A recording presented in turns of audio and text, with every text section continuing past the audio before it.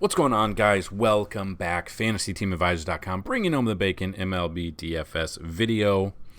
It is Tuesday. It is April 25th, and we are back bringing you another MLB DFS breakdown. Now, we have 15 games on the slate, so we're going to try and go a little bit quicker than last video. Last video was 30 minutes long. So if this is the first time you've been here, welcome. You're in for a treat. We are going to break down all of the pitching and some of the bats in the games. We do have two contests running. So the first one, if this video gets 50 likes, once I get the script built out, I will be going ahead and each time a video gets 50 likes, we'll do that. So what we're going to do is the script's going to be built out with the subscribers, and one lucky person is going to win a free month of DFS content. So we have one on the back burner. So every time a video gets 50 likes, we will run that contest. The other one is if you like the video and are a subscriber, you tell me who's going to hit a home run and what inning they're going to hit it in. And if you get that correct, you will win a free month as well. So you can play every single day and try for that contest, but you gotta make sure you check all the boxes there. So that being said, one entry per person. Any questions, let us know. Try to answer them for you down below here.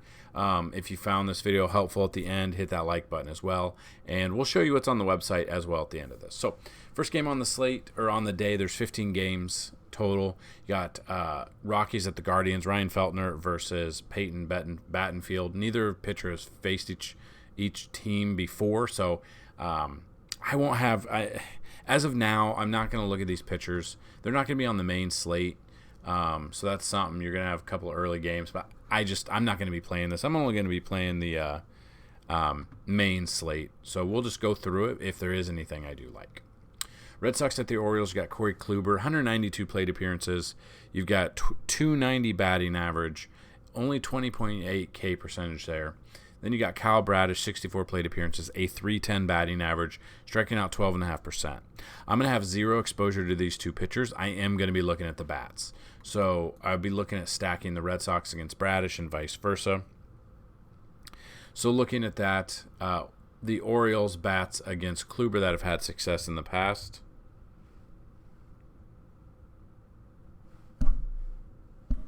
Cedric Mullins, 8 for 25 with a double, batting .320. Ryan Mountcastle, 5 for 23. Anthony Santander, 8 for 19, 3 doubles and a home run. Austin Hayes, 4 for 19 with 2 home runs. McCann, nothing. Probably won't have any. Adley, love Adley here. Looking at him, 4 for 13 with 2 home runs, which is awesome for us. Urias has a home run as well. So those are the bats I'd be looking at stacking against Kluber, and then the Red Sox bats against Bradish here that have had success. Verdugo's 5 for 13 with 2 doubles. Devers is 6 for 13 with a double, batting .462. Kike Hernandez, 3 for 11 with a home run. Christian Arroyo, 3 for 5 with a home run there. So those are kind of the bats I'm looking at and just building around there. Next game on the slate, the Dodgers at the Pirates. The most unbelievable... If you would have told me at the beginning of this season that the Pirates would have the best record in the NL, leading the NL Central, I would have jumped through the screen and punched you for being just a liar. It is unbelievable what the Pirates are doing right now. I don't think they're going to be able to keep it up, but if they can, that's awesome. You got Noah Syndergaard versus Johan Oviedo. Syndergaard, 39 plate appearances, 333 batting average, striking out 25.6% of those batters. Then you got Oviedo here, 13 plate appearances, a 250 batting average, 15.4 K percentage. I honestly don't mind a Pirates stack. It's crazy to say, but they are just scoring so much here. Carlos Santana, 4 for 11 with a double. Kutch, 2 for 11 with 2 doubles. Brian Hayes, 1 for 3. Castro's 2 for 3. I mean, everyone's got a hit other than Vince Velasquez, who's a pitcher. So, I honestly don't mind these pitchers or these bats against Syndergaard here. And then, yeah, I mean, looking at Oviedo for pitching, I don't think I'll have any exposure to Syndergaard here. But the way the Pirates have been hitting, it's crazy. It's crazy. That's all I can really say about that. Astros at the Rays. If you watched our video yesterday, I said I love Taj Bradley, and he had a decent game for us. Actually, on Monday slate, our top FanDuel core lineup got over 230, something along those lines. So absolutely dominant. I mean, Spencer Strider, loved him. He had a no-hitter going until, the 7th inning. It was good. A good day overall for us. Astros at the Rays, Luis Garcia versus Drew Rasmussen. Garcia, 44 plate appearances, 222 batting average. Again, it's hard to take a pitcher against this Rays team right now. They're 20-3? Rasmussen, 36 plate appearances, 200 batting average, 8.3 K percentage. I kind of like Rasmussen here. The problem is the K percentage is not where I would like it to be. But yeah. So if we're looking at bats against Garcia here, be looking at... there's not much. They don't face each other a ton. The numbers are inflated just because, one person's batting 333, 500 here. Brandon Lau, 2 for 4 with the home run. You can always go with Wander here. Taylor Walls is hit or miss lately, so I don't mind it. I don't know how much exposure I'll actually have to this game, but if I'm looking, I kind of like Rasmussen in the pitching spot here. Rangers at the Reds is the next game going. Got Martin Perez versus Luke Weaver. Perez, 24 plate appearances, 200 batting average, 25 K percentage. Luke Weaver on the flip side, 26 plate appearances, 23.1 K, 192 batting average. I don't mind this. I don't like that this game is in Cincinnati. It's a hitter's park. But I will have some exposure to both sides of this pitching here. I don't know if I'll have exposure to the bats, but we'll see. The bats might come later on when we build out the cheat sheet, when we build out the Fanduel and DraftKings batter trends, which is part of the premium content. I'll see what bats stick out to me, and that'll be later on after this video. Mariners at the Phillies is the next game. Logan Gilbert versus Bailey Falter. Gilbert, 27 plate appearances, 111 batting average, but he is striking out 51.9% of those batters. And then Falter, 13 plate appearances, 154 batting average, striking out 38.5. So, again, skewed here just because of that. But I don't mind either of these pitchers, to be completely honest with you. I don't know until I get through the batter trends what bats I like in this one. But yeah, I don't mind either of these pitchers. I do like them. White Sox at the Blue Jays is next. You got Mike Clevinger versus Jose Barrios. Clevinger here, what we're looking at is 75 plate appearances, a 229 batting average against him, 25.3 K percentage, which I don't mind. But again, the Blue Jays hit so well, and this is actually the first game on the main slate, which is crazy. So you've got 1, 2, 3, 4, 5, 6 games before the main slate, which is nuts.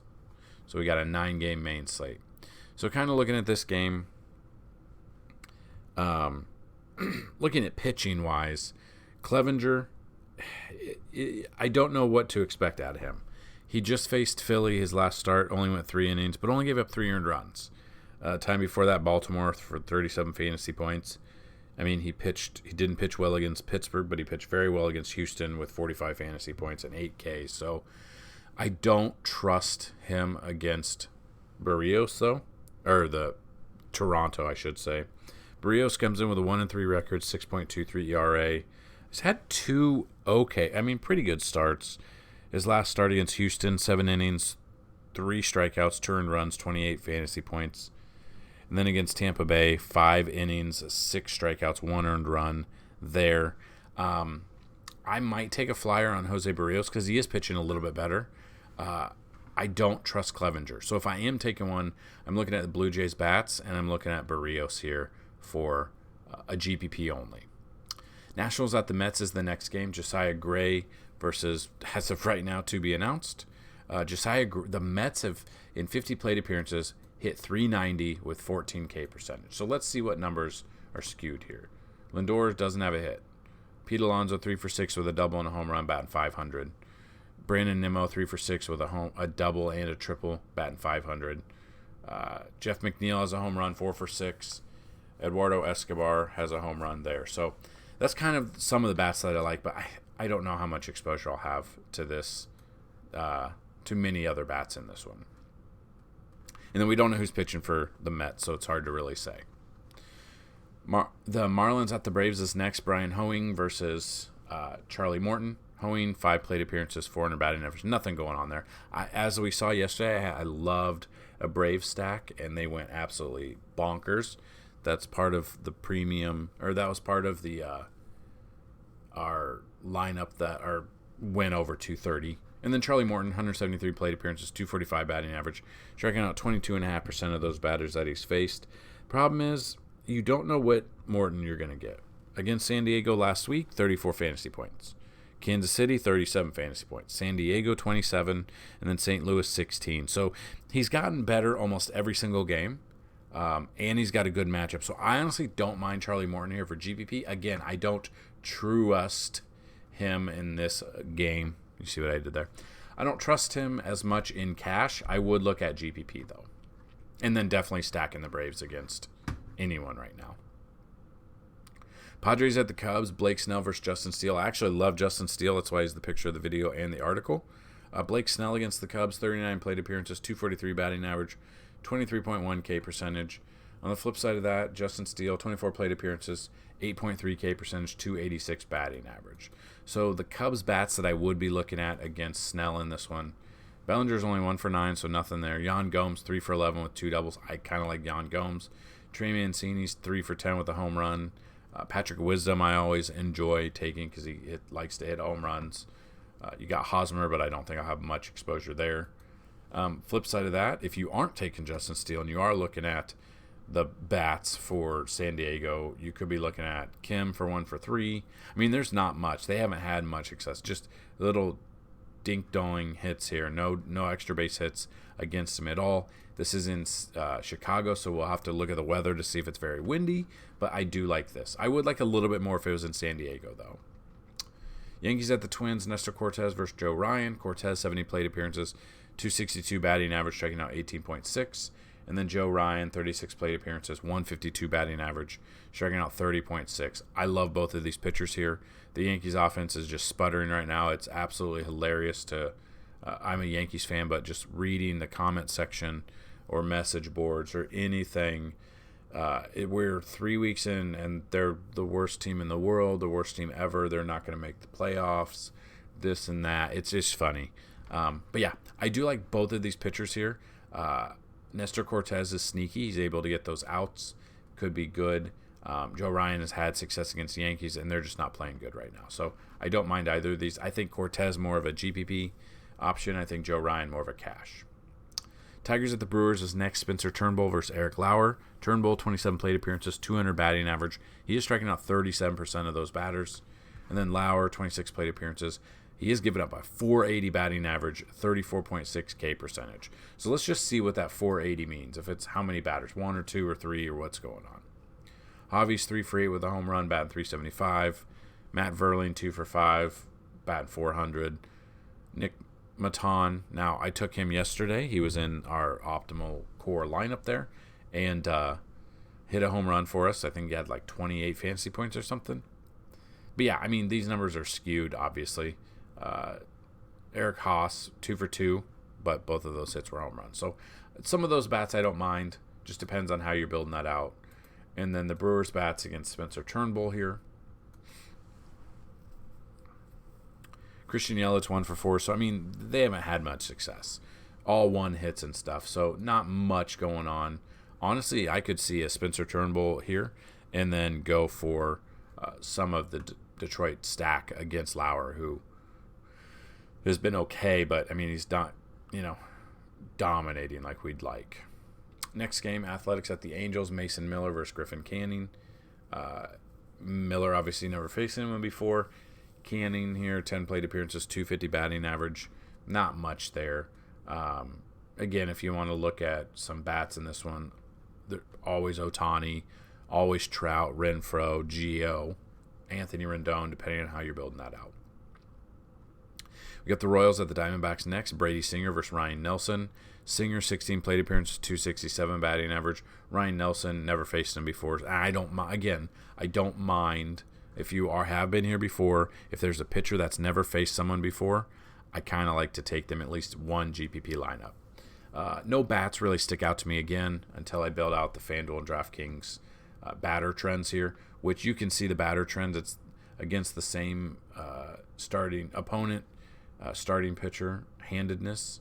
So if they're righty or lefty, how they've done in the last 50 plate appearances, 100 and 150 plate appearances. So we'll check that out real quick at the end. Then the final game, Cardinals at the Giants, Jake Woodford versus to be announced. Woodford, 16 plate appearances, 231 batting average, and a 25K percentage. I don't mind Woodford here because, again, I do love that it's in San Francisco. It's a pitcher's park. He didn't do the best his last start against Arizona. 5 innings, 1 walk, 1 strikeout, 4 earned runs, 12 fantasy points. And then against Pittsburgh, 5.1 innings, 3 strikeouts, no earned runs, 25 fantasy points. So the problem is he's not striking out a ton of people out. He has 12 strikeouts in 19.1 innings, so really not good. Less than 1 strikeout per inning. GPP I don't mind, but yeah, there's other games that you can stack and look at pitching in this one. So there you go. There are the pitching matchups and some of the bats that we do like in this game, or this slate. If you have questions, comments, concerns, get them down below. If you want to see the ones we like the most out of what we've talked about, you can click in the article down below. In the description is this article here, and you can check that out. And then anyone who wants to look, MLB-wise, we got BVP matchups, so the daily BVP, the daily stolen base targets for sports betting or DFS. You've got your cheat sheet, your betting odds, your ballpark rankings, your optimal stack. So this is kind of what we talked about. So the main slate is going to consist of, let's see how many games.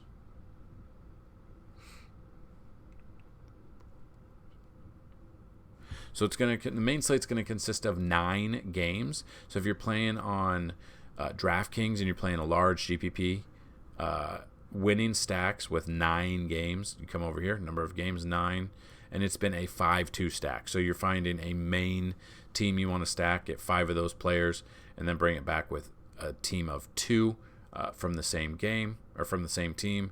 And then on FanDuel, go over to 9 games. The most here has been a 4-3 stack. So same thing. Your first stack, you're going to have 4 players on there. Your second stack, you're going to have 3. So we've got that. And then we've got even more. We've got our FanDuel batter trends. So like I said, you can use this as part of the premium content. You can sort it. So Mike Trout against left-handed pitching in his last 50 plate appearances with the WOBA of 519. You go all the way through the list. You can sort it how you want. You go to the last 50 at-bats, 100 at-bats, and 150 at-bats. And so that has FanDuel, and we also have DraftKings as well, batter trends. So we've got a lot of information for you. A big shout out to everyone who's subscribed to our YouTube page. I think we've had 120 subscribers in the last, it said like 28 days, but honestly, I think 100 of those have been in the last week. It's been nuts. Every time I refresh the app, it looks like there's a new subscriber here, which is awesome, guys. Big thank you to everyone who subscribed. We've been doing this for a long time. There was a point someone was striking the videos for no reason, and YouTube has automated stuff and no one's actually looking at it. So I had to remove over 1,000 videos. We've been making videos since 2014, and all those videos are gone because we had to delete them all. So we are back with baseball, which has been awesome. Cannot wait for NFL.